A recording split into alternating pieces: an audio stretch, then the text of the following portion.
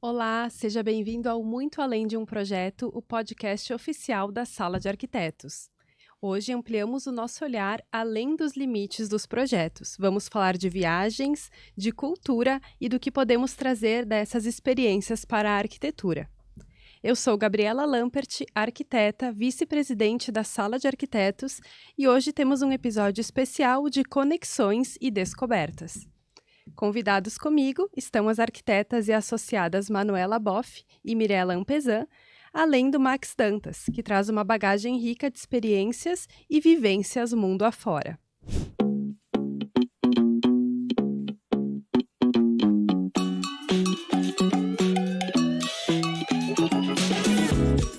Viajar é expandir o olhar.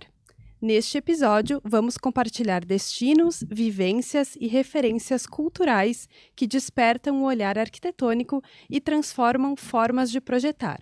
Falaremos sobre aromas, texturas, cores, técnicas construtivas e valores culturais que ganharam espaço nos projetos de maneira leve, poética e inspiradora. Prepare-se para ouvir relatos que tocam desde a atmosfera de uma vila histórica até a essência de uma arquitetura urbana contemporânea e como cada lugar pode despertar novos caminhos criativos. Vou convidar os nossos convidados a se apresentarem um pouquinho mais para vocês, começando pela Manu. Fala pra gente quem é a Manu. Olá, eu sou a Manuela Boff, sou arquiteta, especialista em iluminação. Trabalho na Vila Franca, que é uma empresa familiar, né, com os meus pais, que iniciaram como fábrica, e hoje a gente atende um público bem exigente, né, na parte de iluminação. Eu desenvolvo os projetos junto com a minha equipe, e para estar sempre à frente nesse mundo de hoje que a gente tem muitas informações, que tem as famosas tendências, né? Mas a gente também tem que entender a tradição. Eu estou sempre em viagens, estou buscando coisas novas, né? Então, essa é a Manuela, ela é cheia de informações, gosta de conversar e vai além da arquitetura. Muito bom. E quem é a Mirella? Conta pra gente. Então, olá, eu sou a arquiteta Mirella Ampezan. Me formei na Universidade Federal já há muito tempo atrás, junto com o meu marido, que também é arquiteto. E nós temos um escritório de arquitetura, de interiores e também de design de produto. Né? Adoro viajar e acho que tem tudo a ver com a arquitetura. Eu sempre digo, a minha pós-graduação é viagem. Né? Logo que eu me formei, não quis saber de voltar para a escola, mas se eu vou, o que eu puder fazer, gastar dinheiro, vai ser em viagens, que eu acho que tem tudo a ver com arquitetura. Então é isso. Muito bem. E agora vamos conhecer um pouquinho mais sobre o Max Dantas. Bom, meu nome é Max Dantas, sou professor de História e sou um viajante do mundo, né? Eu sou um cara curioso, eu gosto de aprender muitas coisas, gosto de fazer uma imersão nos lugares, né? Seja a gastronomia, seja a arquitetura. Como nós comentamos no início da nossa conversa aqui, nos bastidores, né? Eu sempre me liguei muito pro lado da arquitetura, pro lado da construção, pro lado das linhas, e por algum motivo do destino eu acabei, né, indo para a história. E sou bastante apaixonado pelo que eu faço, né? E viajar é muito legal, e saber onde tu tá, saber o que aconteceu naqueles lugares, eu acho que deixa a viagem com um pouco mais de sabor, assim, né? Acho que é muito legal isso. Muito bom. Este episódio é patrocinado pela Marsul Pedras, especialista em mármores, granitos, quartzos e outras rochas naturais. A Marsul Pedras, com sede na Serra Gaúcha, fornece soluções personalizadas para projetos de alto padrão, desde bancadas, escadas, fachadas, até detalhes como soleiras e pingadeiras, sempre com acabamento preciso e atendimento dedicado. Descubra mais pelo site marsulpedras.com.br ou no Instagram, @marsulpedras. Então, pessoal, para começar essa nossa conversa, eu queria saber de vocês qual foi a experiência de viagem que mais marcou vocês, seja no ponto de vista visual, emocional, cultural. No final do ano passado eu fiz uma viagem para a Ásia, eu nunca tinha ido. Foi Tailândia, Vietnã e Camboja. E até muito conectado com a história, óbvio, né? Da região da Indochina, que era uma antiga colônia francesa. Então era um lugar que estava no meu radar há muito tempo. E eu passei quase 30 dias lá. E assim, eu digo, de olho cheio, assim, o Vietnã é o lugar mais legal do planeta. Em todos os sentidos. Em todos, seja a cultura, seja a arquitetura, a gastronomia. Gente, aquilo é... Algo Nossa, novo pra mim. porque a gente sempre associa o Vietnã, por exemplo, a gente vem da nossa memória de escola da guerra do Vietnã. Uhum. E esquece que é um país que é milenar, é um país que nunca perdeu uma guerra, um país que todo mundo tentou invadir e eles estão lá resistindo. E as pessoas mais gentis do mundo,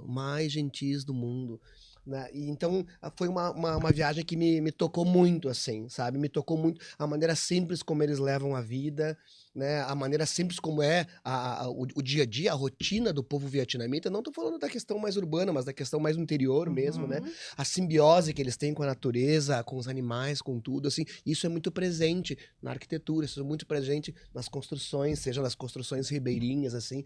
Então foi uma viagem que me deu que eu tenho um carinho afetivo, assim, e que com certeza eu pretendo voltar e recomendo para todo mundo que vão conhecer.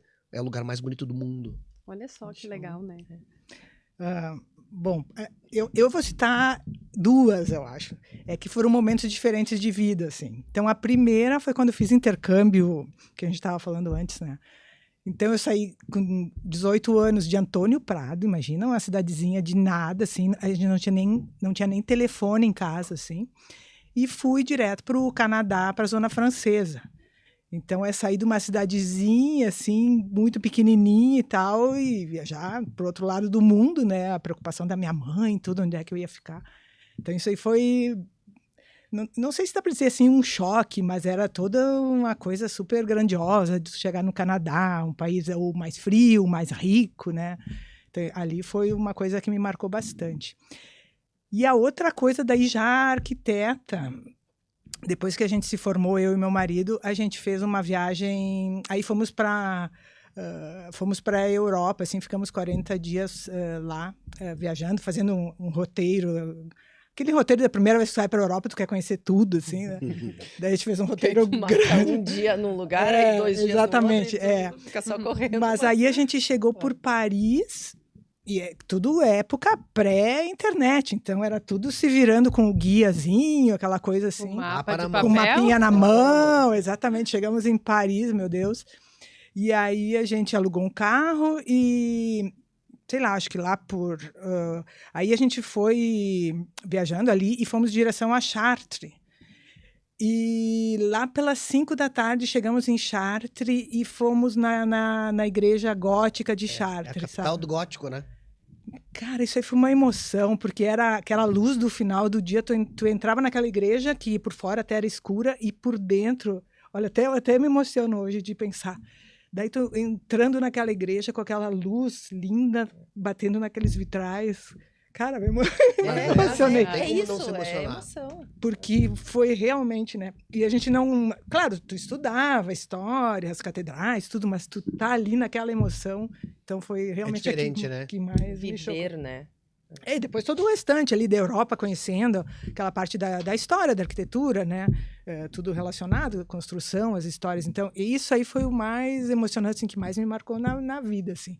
E daí dá aquela picada, assim, que bichinho que tu quer voltar sempre, né? Então, aí foi o mais emocionante mesmo. Isso aí. Eu lembrei agora, falando quando entrou, né, nessa catedral, quando eu fui para Barcelona, que eu entrei na Sagrada Família, que quando eu entrei, tava bem o sol, assim, passando pelos vitrais. E eu fiquei, assim, ó, encantada. E realmente, assim, quando tu falou como eu não fui nesta catedral, eu lembrei muito quando eu estava entrando, assim. Bom, mas uma das experiências que mais me marcou foi também o intercâmbio pelo AEFS, né? Que foi eu fiz para a Suíça. E eu cheguei numa cidade de 300 habitantes. Então, 300 habitantes. Mas que tinha uma escola, né? Uma escola, não era fundamental, era para as crianças, né? Kindergarten, que eles chamam. E eu lembro que, assim, eu pensei, meu Deus, eu vou ficar 1 ano aqui nesse lugar. E eu lembro que eu dormia assim e ficava procurando o barulho de algo, porque ficava tudo com neve, né? Era bem nas montanhas. Então ficava tudo muito quieto, assim. Então eu queria muito que tivesse algum barulho para me sentir viva, sabe? Assim. E eu lembro que o cachorro da vizinha mexia um pouco a coleira e eu ouvia um barulhinho. Eu pensava, tá tudo bem. Porque eu estava tão acostumada aqui, né, no Brasil, né, com os barulhos que a gente escuta, enfim, mesmo eu morando, né, porque eu morava na chácara, mas mesmo assim tinha as ruas próximas, né, e lá foi uma experiência muito nova, assim, né, de tudo, da arquitetura. Aí eu lembro que isso eu fiz em 2000, eu fui em 2004. Então tinham as janelas, né, que a gente nem tinha aqui, e tu podia abrir, só que eu não lembro agora o nome, né? Mas tu abre por cima, né? O silo batente. Isso, silo batente. Eu sou arquiteta, mas a minha área é iluminação, né? As outras eu já esqueci um pouco.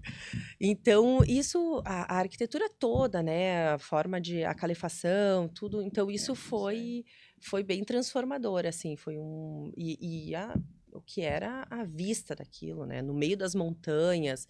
Então, tu tinha as vaquinhas mesmo. É uma coisa muito pitoresca e incrível, assim. Né? Então, isso foi uma das coisas que marcou. E eu vou já aproveitar e fazer uma segunda, que foi quando eu fui para Guimarães, em Portugal, né? Que eu tava... Isso já era 2012, eu acho. 2010. E eu lembro que a gente foi fazer uma curva de carro, assim, claro, né, no carro, e eu lembro que eu vi um monte de LEDs fazendo essa curva. Então, era o sinalizador, né? É uma sinalização da via. E na época a gente não fazia nada aqui disso, embutido de solo de LED, ficava piscando, trocando. E eu vi aquilo, isso é muito tecnológico. Eu achei muito legal, assim. Eu morei em Braga. Eu fui pra Braga. De Guimarães. Guimarães é o berço de Portugal. Isso aí, berço de Portugal. E é muito louco, né? Tanto Guimarães como Braga, essa região do norte de Portugal, porque ele tem uma arquitetura medieval muito preservada, que coexiste com essas tecnologias. Então, tu vê um castelo de 500 anos iluminado com LED. E era bem perto do castelo de Guimarães. Sim.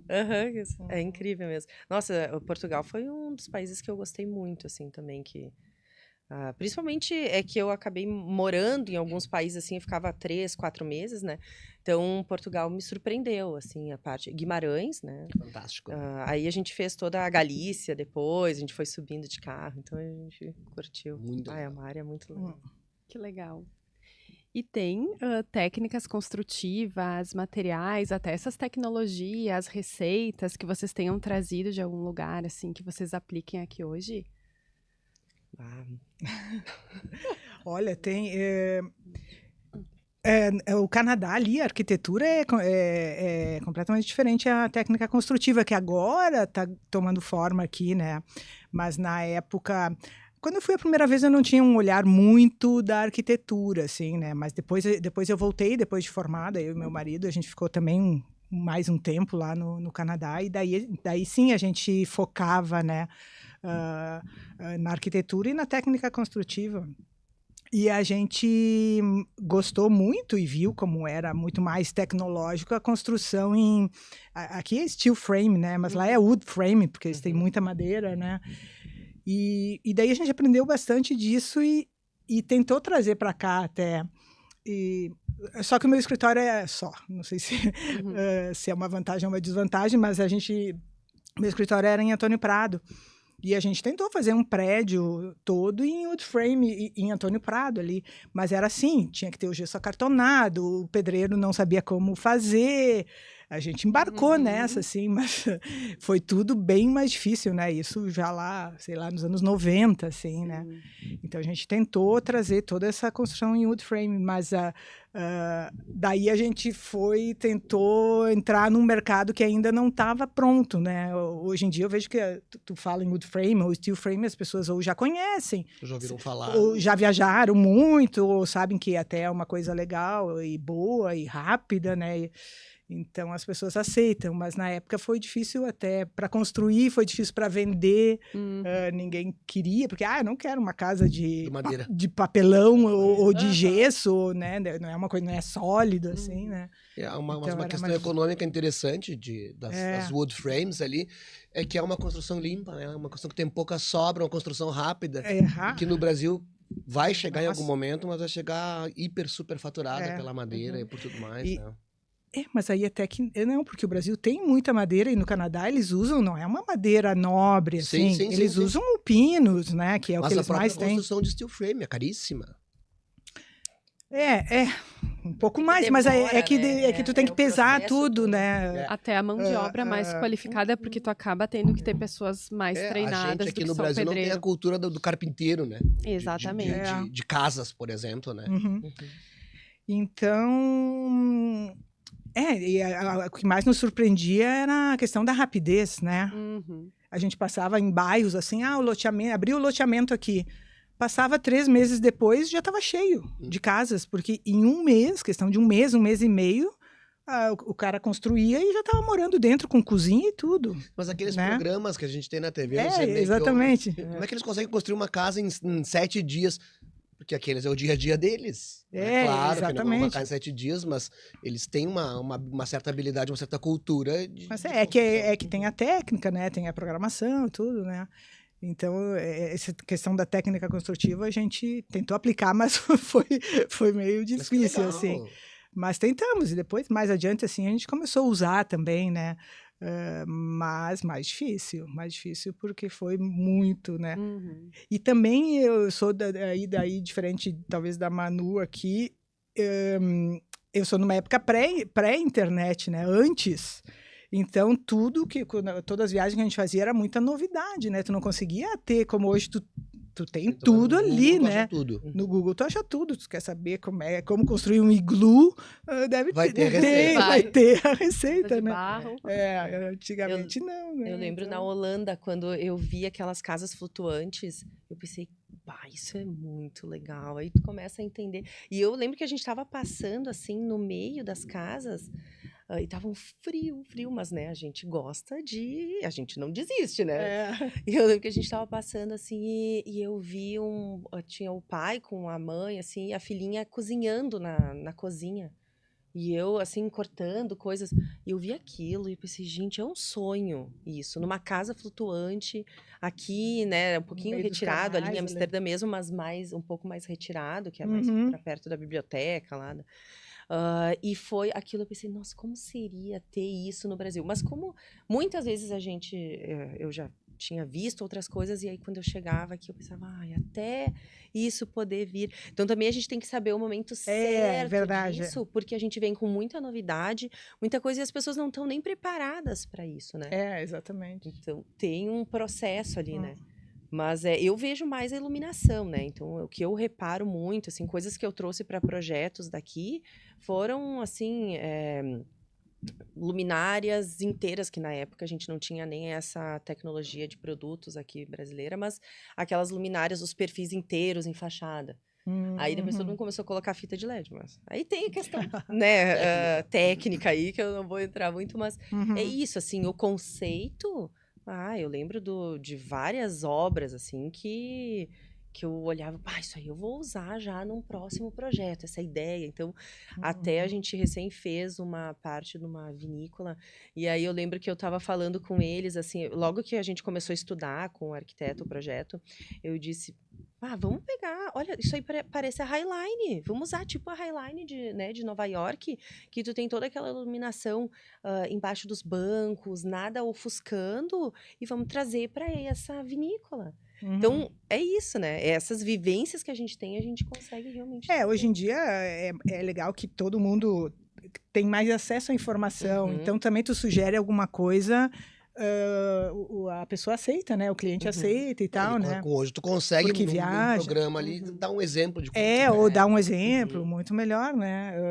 Mas antigamente, antes de internet, assim, era bem difícil. A gente tentava, às vezes, mudar algum jeito de fazer, a pessoa dizia, Tá, mas eu nunca vi isso, né? Mas eu nunca vi isso. Eu digo, sim, tu nunca viu porque tu só conhece Caxias, né? Tu só foi para Caxias, Mas, né? obviamente, Então- tem muita questão cultural com essa iluminação, né? Porque se a gente parar para pensar nas construções mais antigas aqui de Caxias, eram janelas pequenas, muita parede, né? E a gente faz uma viagem pela Europa, tu vê aqueles casarões com 200, 300 anos, com janelas imensas de vidro, preservando muito a iluminação natural e coisas que a gente já não... A gente demorou para chegar aqui, né? Porque as janelas eram ruins, né? Elas não vedavam, né?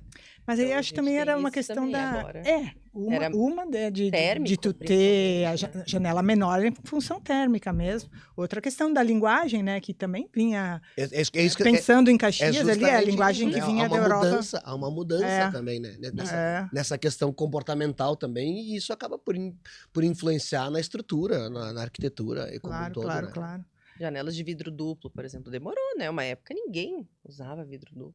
Aí depois, Era uma por coisa quê? chique, uma coisa cara, né? Era uma coisa cara. E eu digo também que um pouco em função, essa questão do frio, é porque a gente no sul aqui, eu acho que o Rio Grande do Sul, Santa Catarina, são os únicos estados frios do resto do Brasil, né? Uhum. Então não chega a desenvolver uma tecnologia para o frio, né? Uhum. Agora a gente tem, Sim. mas há tipo 20 anos atrás era tudo muito, muito caro e até não funcionava direito, né? Ou uma calefação. A calefação era uma coisa de muito difícil rico, ter, né? Sim. Hoje em dia já tem Como- bem, tudo chegou, né? Melhor a qualidade das esquadrias, a calefação, o jeito, a própria parede, né? E o tamanho Mas- do Brasil, a área, né? A gente tem climas bem diferentes. Exatamente, né? Não era uma coisa. idiomas. Não é uma coisa desenvolvida no Brasil, porque não tinha a população para consumir, né? Então, mas agora já está bem melhor nessa parte. Sim. E nessas vivências, assim, de viagens, né? Vocês conseguem enxergar a arquitetura como um reflexo da cultura daquele espaço? A cultura influenciando na arquitetura, na gastronomia, né? Como é que vocês percebem isso? No sul de Portugal, historicamente falando, eu sou professor de história, né? Então não tenho que falar de história. Portugal foi dominada por muçulmanos aí por 700 anos, mais ou menos. E só a região norte que acabou pertencendo aos reinos católicos espanhóis, porque tudo aquilo era Espanha, até determinado momento, né? Tudo pertencia à Espanha. E aquilo era dividido em muitos reinos. E os muçulmanos, eles chegaram quase até a fronteira com a França, no século IX, e depois recuaram e ficaram ali até o século XV, no sul, principalmente. Então, quando tu vai para o Algarve, que é a região do sul de Portugal, tu vai ver presente a arquitetura mourisca, que tu vai ver muito presente no Marrocos, na Tunísia, enfim, toda a região do norte africano. E a própria gastronomia do sul de Portugal também é muito próximo à gastronomia e à cultura árabe. E coisas que quando você vai chegar no meio de Portugal, ali perto de Aveiro, Coimbra, já começa uma arquitetura muito mais católica, né? Uma arquitetura muito mais robusta, paredes grossas, anguladas, né? Lembrando muito o estilo românico, né? Então muita parede e pouca janela, né? E já tu vai no norte também, tu vai muita pedra, né? Muita pedra por causa da preservação das construções medievais. E eu puxo o exemplo de Portugal, me corrijam se eu estiver falando bobagem, é porque é um país pequeno. É um país pequeno, tu atravessa o país em 4 horas, de ponta a ponta. E tu consegue ver essas diferenças todas. Se tu for pelo litoral, Portugal parece que tu tá viajando no tempo. Tu vai desde o sul, que é completamente aquela cor ocre, né? Pedra, areia, terracota, e aí tu vai subindo, aí tu chega no meio de Portugal, tu vê azul, já começa a esfriar, paredes brancas, aí tu vai pro norte, pedra, cinza. É que exatamente, né? É que a arquitetura era o reflexo do clima local, do povo, não tinha esse intercâmbio que a gente tem hoje em dia, né? Exatamente. Então, cada local desenvolvia a sua própria arquitetura de acordo com a influência ou as conquistas, religiosa, né? cultural, né? Hoje em dia, que era a arquitetura contemporânea, então, que é mais universal, eu digo, né? Até mais, uma miscelânea, é um sincretismo. É uma miscelânea e é também uma linguagem mais global, né? Se tu pensar na arquitetura moderna hoje em dia, né? A gente tem um pouquinho do regional, mas perdeu, né? Essa coisa bem, assim, da construção, só levando em consideração o meio, o local onde tu tá, né? E o que vocês acham? Isso é bom ou é ruim? o fato de perder um pouco essa Pois é. identidade. Eu entendo como um movimento normal. Né? É natural que aconteça isso, como tu falou, pelo até o acesso que a gente tem à informação. Mas aí me surgiu essa dúvida agora enquanto tu comentava, achei muito legal a tua fala, né? E será que, o quanto isso é positivo, né? Ou inevitável?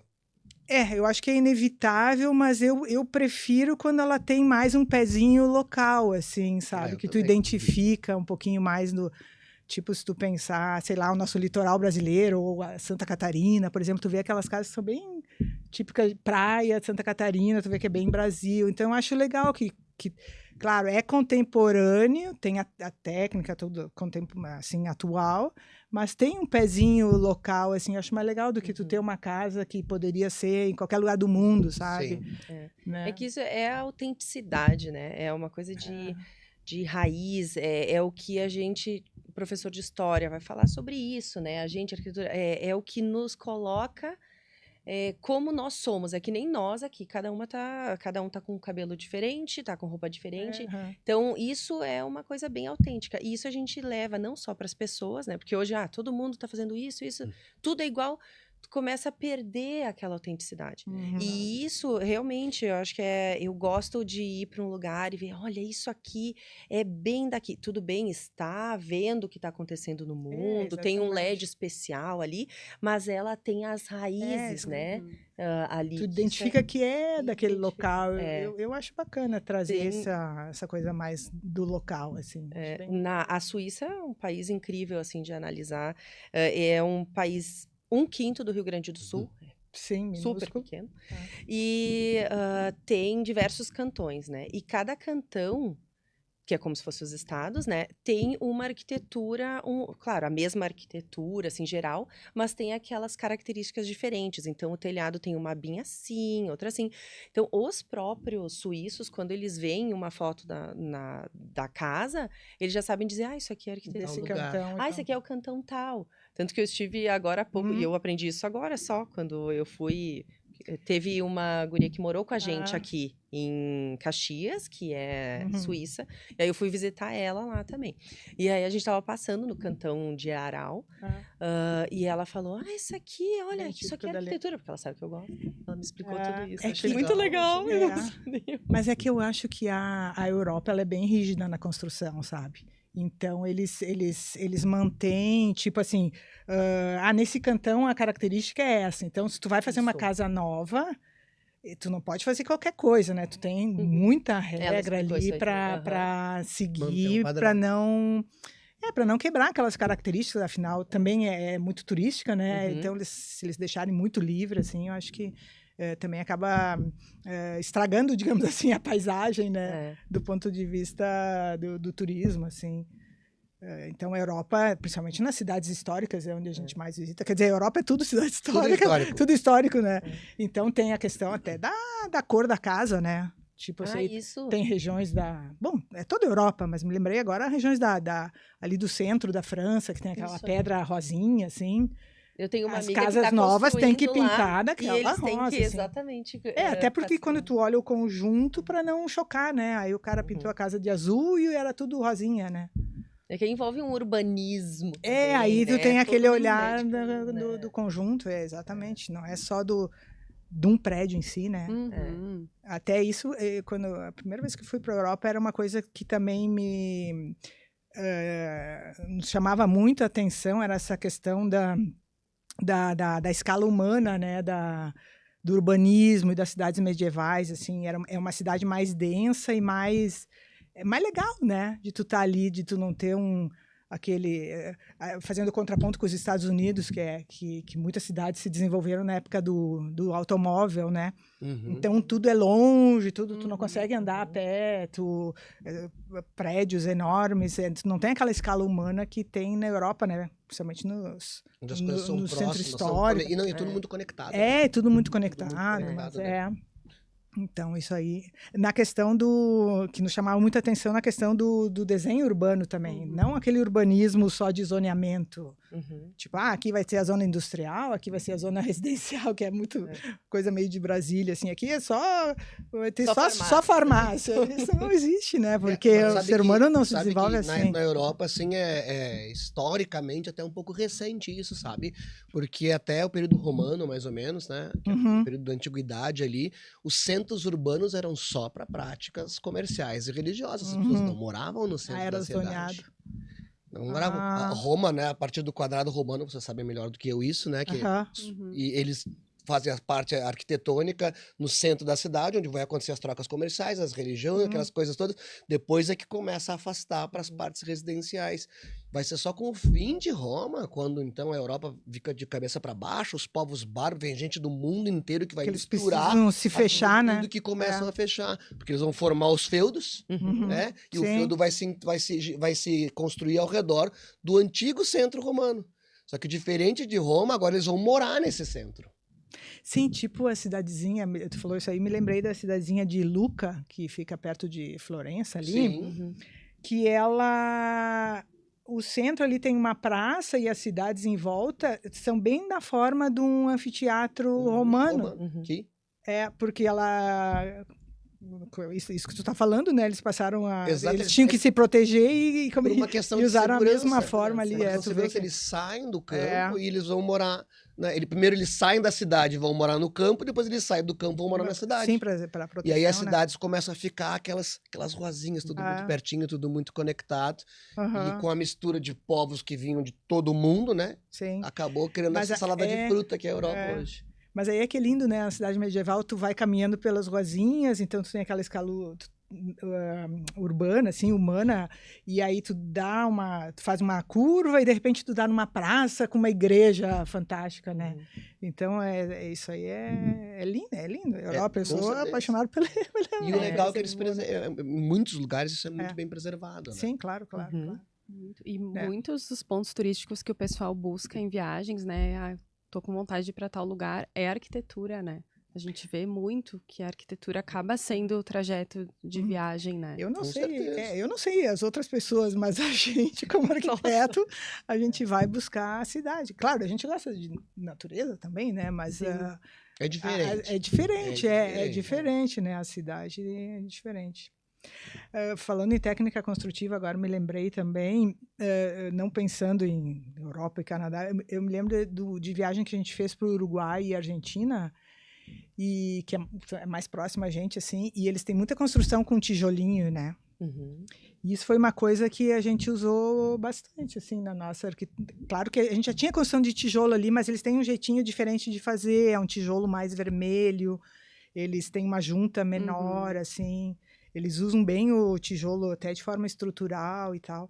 Isso era uma coisa que a gente viu e procurou Rio Grande trazer. do Sul, que foi ele é uruguaio, o arquiteto, só que eu não lembro, mas ela é toda feita, tem tipo uma platibanda. Eles usam muito essa curvada, casca, né, isso estrutural. Aí, tudo com os tijolinhos, assim. Eu lembro que a gente ficou surpresa, assim, de ver. E era uma técnica construtiva legal que eu procurei trazer para os nossos projetos, assim, quando a gente fazia essa parte aqui pertinho, né? Que é perto, mas é diferente, né? Agora que tá mais conectado, que eu falo, mas antes era isso aí. É que nem os bairros operários na Inglaterra, né? Isso. Revolução industrial, porque quem tinha dinheiro fazia casa de pedra. Né? E para os operários trabalhar nas jornadas de 12, 14, 15 horas, eles tinham que morar perto das fábricas e surgiu os bairros operários, que são todos de tijolinho. Sim, que é lindo, né? Que é lindo. E hoje tu vai lá, tu vê aquilo, cara, fantástico. Que lindo, né? Que era uma característica bem de lá, né? Que é isso que aí a gente sente, eu tô aqui tu tá exatamente. Bairro, que é isso que a gente Que foi o que ela disse agora, que a gente vai pro lugar pela arquitetura, né? E a gente falou um pouco de referências, né, que se traz para aplicar em projetos, técnicas, e eu queria pedir para a Manu, que eu sei que viaja muito para buscar tendência, né, hoje. Como é que tu consegue identificar, assim, o que tu enxerga lá, que na tua percepção vai virar tendência, que vai vir para o Brasil? Porque é difícil, né, tu ver um lançamento lá em Milão, que eu sei que tu acompanha com frequência, né, na tua percepção, assim, como é que tu olha para aquilo, isso vai virar tendência. Pois é. Sabe que a palavra tendência, ela me incomoda um pouco, sabe? Mas a gente... Porque eu acho que falta... Uma pessoa que só busca a tendência, falta a autenticidade, tá? Então, às vezes, as pessoas não têm um conhecimento amplo sobre sobre arquitetura, sobre iluminação mesmo, sobre tudo.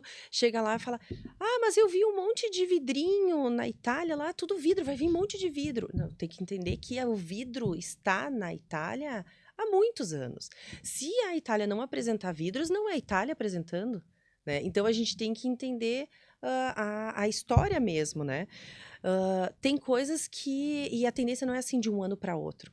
Muita gente, mas esse ano a tendência é isso. É só rosa, todo mundo usa rosa. A cor, Pantene, não sei o quê, desse ano é tal. Aí tu vai ver ninguém. Na verdade, isso é para movimentar as pessoas para consumir e para elas aceitarem, assim, né? Mas quem realmente... Né, a Mirella também tá sempre... A gente sempre se encontra, enfim, né? E se vê por lá. Isso é eu vejo assim, esse ano, né? Tinham várias coisas que o ano passado também tinha. Então, iluminação linear, são sistemas diferentes, mas não é específico, né? Por isso eu vou todo ano, e acabo também viajando a outros lugares, e aí eu vou buscando o que mais vai me agradando em todas essas viagens.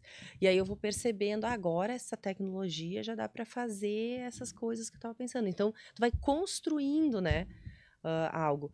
Então, a MOI sempre lança alguma coisa diferente, então a gente está trazendo também. Tem tecidos, começa a ver, tem mais tecidos que são mais... que é o bouclé, enfim, tem outras coisas que aí tu vai vendo que são mais presentes. E aí tu começa a gostar mais. É que Milão, eu também desenho móvel para a indústria, então desde 2003 que eu vou a Milão quase todo ano também para buscar a tendência. Mas como o Milão é muito grande, junta todo mundo ali, não existe uma tendência ou uma moda. Talvez na iluminação seja um pouquinho mais específico, mas na parte do móvel... É muita coisa para ti também identificar. Tem coisas que tu identifica um pouco assim, que tu vê muito mais repetido nos estandes, assim, que tu até identifica como uma tendência, assim, e não né? só nos móveis, mas na moda, que nem a Gucci, exatamente. Aquela cor vinho, aí tu via nos móveis também. Então, tu vai vendo que isso está começa um pouquinho, mais. Eu acho, até começa pela moda, depois vai para a parte do design de móveis, assim, né? Até porque as grandes marcas da moda também estão nos móveis hoje em dia, né? Tipo... Armani, Versace, Louis Vuitton, todos eles têm o conceito da marca que eles aplicam ao móvel, né? Mas nesse caso é fundamental o olhar treinado que vocês têm também, né? A gente... saber justamente como tu falou, identificar, né? O que é uma tendência, o que é uma coisa que veio para ficar, enfim, né? Eu achei muito legal o que tu comentou ali, que não gosto muito da tendência, porque tu acaba sendo bombardeado pela publicidade, eu ouvi isso numa revista que era na minha casa agora. Mas tu sabe que, assim, eu via no início, quando ia a Milão, eu via que o que estava lá demorava, assim, uns 3 anos, mais ou menos, para chegar aqui, tu identificava. Depois, agora, nos últimos anos, é meio que imediato, assim. Às vezes até tá aqui antes do que tá lá, assim, por causa da internet, né? Da conexão. Mas nos últimos anos, assim, depois da pandemia, eu tenho sentido que o Brasil está andando por um caminho um pouquinho diferente. Não sei se a Manu percebe, assim, mas na parte do móvel, assim, já tem uma personalidade maior, já tem designers renomados aqui que tem um caminho diferente de Milão, né? Valorizando o brasileiro, né? Valorizando as coisas do Brasil. Exatamente. Então tem um caminho que não é a tendência de Milão, que é um copy-collie aqui, sabe? Que aí entra essa análise do que tem em Milão, mas trazendo para o Brasil, ela tem que manter as raízes. Trazendo para uma linguagem mais brasileira, assim, para o gosto do brasileiro também, né? Isso é verdade. Legal, mas Milão na realidade, é o centro de tudo ali, né? Então, a gente sempre vai beber dessa fonte lá. Com certeza. Né? Porque é onde concentra todo mundo que pensa design tá lá, né? Sim, e deve ser muito diferente. Eu nunca fui para a Feira de Milão, então eu acompanho as tendências pelo que o pessoal vem trazendo nas redes, né? Uhum. E às vezes duas arquitetas que estão na mesma feira trazem coisas Mas bem totalmente diferente. diferentes. É porque é Porque a muita percepção de coisa, cada né? um, É, né? Comentei pra Exatamente. Manu, vai do olhar, né? É, Olhar, exatamente, né? cada um Totalmente. tem. Eu tenho ainda vontade de ir, porque aí o meu olhar vai ser diferente do que os outros estão trazendo Aham. também. Então é legal, né? Tu Milão, vivenciar, Milão né? eu digo que é a meca do arquiteto e do designer. Tu tem que uma vez na vida, pelo menos, ir para lá, né? Porque e depois que é muito legal, né? Tu vive design nessa semana toda ali, né? Tudo. A semana é incrível. A porque semana é tu incrível, chega é. já, assim, tu vê todo mundo, tu conversa com muita gente. Claro, os mesmos objetivos, né? Aham. E é uma emoção tá ali, assim, todos os anos, por mais que, né, a gente já vai várias vezes, já tenha ido várias vezes, é diferente. Tu chega ali, tu fica animado, assim. E aí a gastronomia também, né, que eu gosto. Eu E tu tá na sou Itália, né? Na Itália. Não tem como, né? Exatamente. Então é isso. Legal. E tem alguma viagem que vocês estão programados agora, assim, ou alguma que sempre foi o sonho e ainda não foram? Ou a próxima que já tá agendada? Planos futuros? Pois é. Tem tanto lugar, né? A gente faz a conta, agora eu tô fazendo a conta, a contagem regressiva, né? Do tempo que eu tenho de saúde e de vida. meio triste aqui, mas... Tem muito ainda. Mas é que tem tanto lugar no mundo que a gente gostaria de conhecer e sabe que também não vai conseguir tudo, né? A própria Turquia ali, um negócio que vocês falaram, assim, que é um negócio muito legal. Turquia é incrível. A parte nos Estados Unidos, assim, também, Chicago, ali, eu não conheço essa região, sabe? Tenho curiosidade de ver. É que eu gosto muito do Frank Lloyd Wright, que é um arquiteto lá dos anos 30, assim, que eu acho muito legal. Então, Chicago, essa região, eu acho bacana, gostaria de conhecer. Eu tô programando uma para outubro, novembro, que é para África. Eu vou para o Quênia. Olha só, que legal. Essas coisas bem diferentes, assim, eu penso, tem tanta coisa na Europa que eu não vi aí. Ele é ousado. Ele é ousado. Eu vou pro Quênia, vou ficar... A ideia é ficar naqueles hotéis que eles chamam de lodge camps, né? Eles montam um hotel no meio da savana africana e esse período é legal porque tu vê a grande migração dos animais, né? Então, a minha ideia, né, se tudo der certo, vai dar, é fazer esse rolê lá pelo Quênia, né? Todo mundo fala da África, vai pra África do Sul, né? Que Cape Town é uma cidade moderníssima, né? E aí o pessoal que organiza minhas viagens lá diz, não, Marco, tu tem que ir pro Quênia, é o berço da humanidade, tudo começou lá, né? Incrível, né? Então tu vai ter que ir pra lá como professor de história, como ser humano, como tudo. Todos nós temos um pouquinho da terra africana no sangue, né? Então eu pretendo ir pra lá. Isso é uma coisa que a gente pode também falar de viagem, né? Porque daí tu pensa assim, mas tá tudo na internet, hoje em dia tá tudo, né? Tu fala do Quênia, eu posso, né? Tem aqueles filmes fantásticos de animais, de não sei o quê, daí tu pensa, não, mas eu posso ver ali. Mas é completamente diferente tu tá imerso no local, né? É como a Europa hoje em dia, tu bota num Street View ali e tu vê tudo, mas tu tá ali vivenciando. É outro nível. Tu sabe que há uns 2 anos eu realizei um sonho que era o Egito.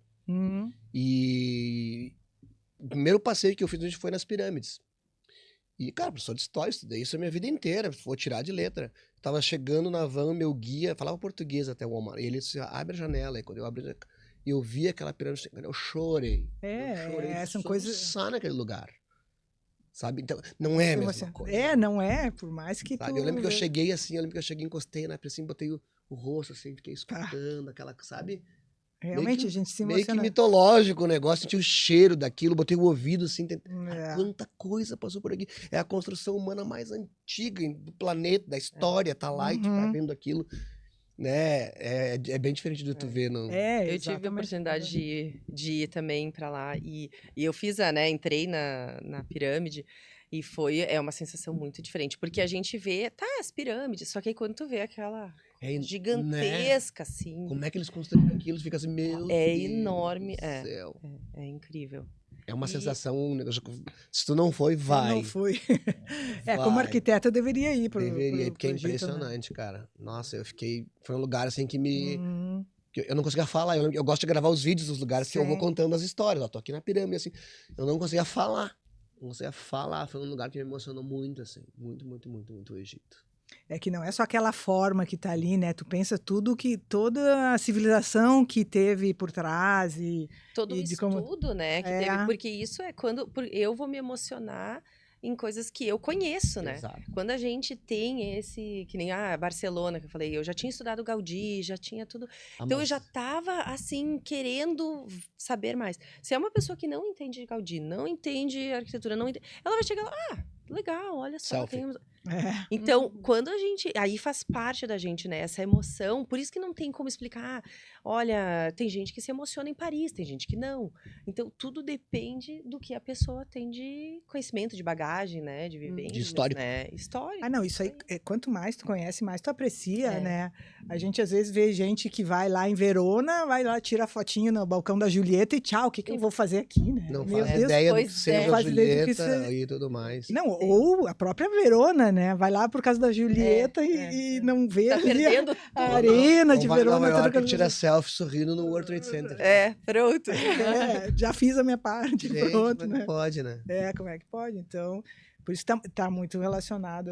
Nossa, a história, quanto mais tu sabe da história, mais tu aproveita a viagem, né? Nossa, com certeza. Lembro Então- quando eu fiz um curso de arte e design no Chipre, na ilha do Chipre. Nossa, Cyprus, não conheço. É incrível, assim. E eu lembro que eu tinha que ir pro colégio, onde a gente estava morando, eu tinha que ir pro colégio, né, não deixa de ser. E eu ia costeando ali a parte de Pafos, né, eu morava em Pafos, então eu ia costeando, assim, aquela coisa de ver aquele mar, tudo, que eu já tinha estudado muito sobre isso, mas aí quando eu ia, gente, todas as vezes que eu ia agradecendo só, e assim, ó, encantada. Né? E aí depois até encontrei outras pessoas que falaram, e o Chipre, achei legal. Eu pensei, cara, a emoção que eu senti lá Olha que legal. é algo, né? Aí se for para Nicosia, e tem outras, né, outras características das cidades. Mas para mim foi um dos lugares, assim, que realmente me encantou, assim. Isso vale a pena também, ó. Ó, Gosta de- Vou anotar aqui no tem diário de tanta viagem. coisa, É, mas eu tô Sim. planejando aí uma viagem para agora setembro, outubro, já tá planejada, né?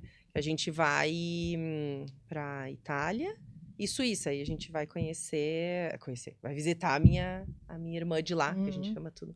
É que eu tenho umas misturas, assim, eu morei lá na casa de família, então eu chamo minha irmã, minhas irmãs e minha mãe e meu pai de lá. Uhum. E aí tem a guria que morou com a gente, Que é a tua irmã. que é a minha irmã também. Então Que também era da Suíça. da Suíça também. Ah. Coincidência, tá? Porque não foi nada Ah, de é? programado, assim, né?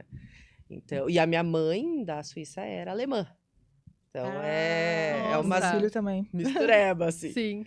Mas, então a gente vai passear e assim, eu gosto muito de estar com as pessoas, né? Para mim, a cultura do local é muito importante. Então, eu gosto de ir tentar ficar mais próximo, né? Das regiões. Sair mais daquele, tempo. daquele circuito turístico. Do Isso! roteirinho. E nem teve uma vez que a gente foi pra... Do cardápio com foto, né? Ah. Quando o cardápio tem... com foto, Cardápio com foto é para turista, né? Tá. e depois aí pretendo ir para os Estados Unidos aí também, visitar uma amiga e tal. Mas assim, vai ser mais passeio e... É que relacionamento mesmo. pois é, né? Falando um pouquinho da questão do intercâmbio, que eu sempre incentivei meus filhos também, porque até na minha história também a gente se relaciona bastante ainda com a família, que eu fui lá com 18 anos. Foi no Canadá francês, ali pertinho de Montreal. Então, me relacionei um monte ali. Quando eu fui, tinha os adolescentes e tinha uma menininha de 6 anos na família. Quando ela fez 18 anos, ela veio morar na minha casa aqui 6 meses. E depois, daí quando a minha filha fez 16, ela foi morar na casa dessa minha irmã. Olha que Foi passar legal. um ano lá na casa da minha irmã lá, né? Então a gente se relaciona assim. Eles já vieram para cá várias vezes também. E daí o meu filho foi para a Suíça também. Uhum. Daí os pais dele de lá vieram para cá. Ele também já foi outras vezes para Esse é- lá. a né? gente mantém. Esse é o melhor conceito de intercâmbio, né? De intercâmbio de Essa troca toda. Realmente um É. intercâmbio. Eu já recebi 6 intercambistas na minha casa, assim, vários lugares, assim. Uns deu legal, a maioria deu legal. A gente que teve outro uma da não. Nova Zelândia também. também. Aí eu fui, eu auxiliei também uma da China que tava, uma do Japão, mas que aí não ficou lá em casa. Tá. É que a gente se É que vicia nisso, é muito bom. tu acaba te relacionando É. e tal. Isso é muito legal. E as pessoas, teve um cara da Tailândia também, que aí ele me contou toda a história do dinheiro dele e tal. Agora eu já não lembro mais, né? Sim, Tu ia lembrar, eu não. Mas tem isso, né? É muito, muito forte isso, né? Esse relacionamento. A gente aprende a conhecer sobre o país, tudo, né? E tu aprende a gostar. Quando tu conhece, tu gosta, né? Exato. Exatamente. Respeitar. E respeita, né? Exatamente. E a gente tá se encaminhando para o final, né? Eu queria pedir para vocês, se vocês pudessem dar uma dica para quem não viaja, quem não tem esse costume assim de viajar, né? O que eles estão perdendo? O que vocês podiam falar para incentivar o pessoal a querer viajar mais? Olha, como disse o Fernando Pessoa, né? Viajar é trocar a roupa da alma. Né? Então eu acho que é o melhor investimento que alguém possa fazer é viajar, né? E eu adorei a fala de vocês, né, do intercâmbio, da troca, né? E eu acho que viajar é isso, né? É tu comer uma comida diferente, ver um lugar diferente, respirar um ar diferente. E eu sou suspeito em falar. Mas se eu pudesse, eu viajava, passava o ano na estrada. Tem gente que tem medo, assim, também. Eu já vi pessoas dizendo assim, ai, mas como é que é a comida lá? Não vai ter a comida da gente aqui, não sei o quê, né? Não vai ter. Eu digo, não vai ter. Ainda bem. Ainda bem que não vai ter. Eu já vi assim, eu não sei, talvez, desde pequeno. Como a gente foi picado ali e sempre incentivou, acho que a viagem é o máximo, né? Então, eu não sei, as pessoas têm que perder um pouquinho o medo, né? Ou às vezes o meu filho vai para uma cidade também de, sei lá, 3.000 habitantes na Suíça. E as minhas amigas perguntavam, Mirella, tu não tem medo de deixar teu filho sair sozinho lá na Suíça? Eu dizia, minha gente, ele tá numa cidade de 3.000 habitantes na Suíça. Eu tenho mais medo de ele sair de noite em Caxias Com certeza. do que tá numa cidade de 3.000 habitantes na Suíça, né? Então, claro, depende para onde a pessoa vai, né? Mas de não ter esse medo, né? Que sempre até os perrengues fazem parte da que é legal. É história. Né? É história. Depois a gente ri bastante. Exatamente, é muito bom. É importante também colocar objetivos, assim, porque às vezes as pessoas elas se atrapalham em, eu não vou viajar porque eu não tenho condições, eu não vou viajar porque lá é tudo novo, eu não tenho tempo, então tem que tirar essas barreiras que muitas vezes é só para segurar a pessoa e não deixar ela crescer, né? E aí ir avaliando, porque tem formas de viajar e começar aos poucos, não precisa. Então eu vou para a Europa, aí eu vou visitar 20 países, nem umas 10. Vou passar cada dia.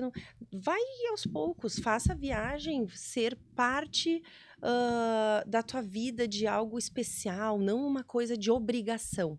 Porque no momento que vira obrigação, ela perde o valor, né? Então, assim, em partes, né, perde, mas aí quando tu vai viajar para realmente conhecer, para se abrir para coisas diferentes e viver o tempo que precisa, senão é muita pressão o tempo inteiro, né? Mas então tá, tem que viajar, vai viajar, começa aos poucos. Uruguai, gente, o que tem de coisas bonitas, pertinho, né? Ou Argentina, ou, né, que são mais próximos. Aí, às vezes, hoje tem passagens com valores muito bons, que tem que ficar cuidando, claro. Aí cada um vai na sua realidade.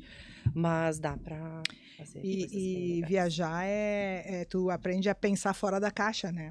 Esse eu acho que é uma das grandes lições da viagem, assim. Tu abre teus horizontes, né? Tu vê como as pessoas são diferentes, mas nem por isso são piores, né? É diferente, faz de uma maneira diferente, até pensando em arquitetura. E ali é que tu aprende. São as experiências, as emoções. Viajar, para nós 3, né? Aqui 4, é muito além, é uma coisa... Quando eu vou esse ano a Milão, né? Que eu vou a trabalho, né? Então, a gente vai a trabalho, né? Eu passo a semana lá e depois tem umas amigas minhas que vêm me encontrar ali e a gente faz uma viagem em algum lugar. E elas sempre me agradecem, assim, por eu ter cutucado elas. Não, vamos, meninas, vamos lá que vai ser legal, sabe? Porque elas eram mais acomodadas, assim, não viajavam tanto.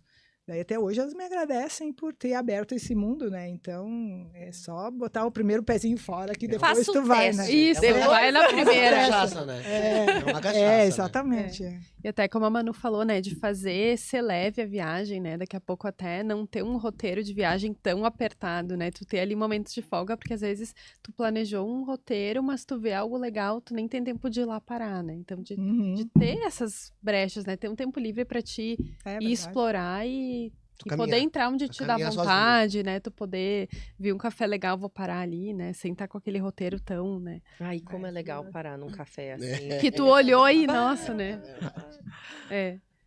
Sem pressa. Isso aí. É isso aí. Então tá, gente. Assim nós encerramos mais um episódio do Muito Além de um Projeto. Muito obrigada a Manu, a Mirella, ao Max e a você que nos acompanhou. Se quiser conhecer melhor a Sala de Arquitetos, siga @Sala de Arquitetos no Instagram ou entre em contato pelo WhatsApp 999047569. Você pode ouvir todos os episódios no YouTube e no Spotify. Até a próxima!